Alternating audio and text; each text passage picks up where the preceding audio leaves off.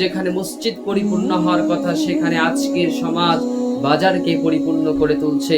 আজকের সমাজের মানুষ কল্যাণের দিকে ছুটে, কিন্তু আল্লাহ তাআলা 5 বার ডাকছেন। আল্লাহ তাআলা বলছেন যে হাইয়া আলাস সালাহ, সালাতের দিকে আসো, হাইয়া আলাল ফালাহ, তুমি কল্যাণের দিকে আসো, আমি তোমাকে কল্যাণ প্রদান করব। এরপরেও সেইখান থেকে প্রত্যেকটা প্রায় মানুষই হচ্ছে আমরা সেখান থেকে বিমুখ। সম্মানিত দিনী ভাই বোনেরা, তাহলে বেনামাজির 3টা শাস্তি কি? আল্লাহ রাব্বুল আলামিন এবং রাসূল সাল্লাল্লাহু আলাইহি ওয়াসাল্লামের কথা যেটা বোঝা যায়, আল্লাহ রাব্বুল আলামিন বলেছেন যে তারা মৃত্যুর সময় ক্ষুধার্ত অবস্থায় মারা যাবে।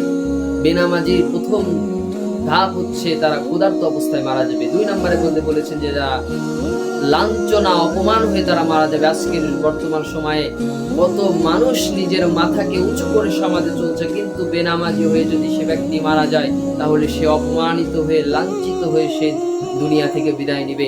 সম্মানিত দিনী ভাই বোনেরা, 3 নম্বরের মধ্যে বলেছেন যে তারা পিপাসিত অবস্থায় মারা যাবে। তাদেরকে এত পরিমাণ পিপাসিত হবে যে সমুদ্র পরিমাণ যদি তাদেরকে পানি খেতে দেওয়া হয় এরপরেও তাদের পিপাসা দূর হবে না। সম্মানিত দিনী ভাই বোনেরা, আজই আমরা ফিরে আসি রবের দিকে এবং আমরা 5 ওয়াক্ত সালাত আদায় করি। কেননা যদি আমরা বেনামাজি হয়ে মারা যাই তাহলে আমাদের এই 3টা শাস্তি আমাদেরকে অনুভব করতে হবে। আল্লাহ আমাদেরকে যেন সকলকে এই শাস্তি হতে রক্ষা করুক। সকলে বলে আমিন। আসসালামু আলাইকুম ওয়া রাহমাতুল্লাহ।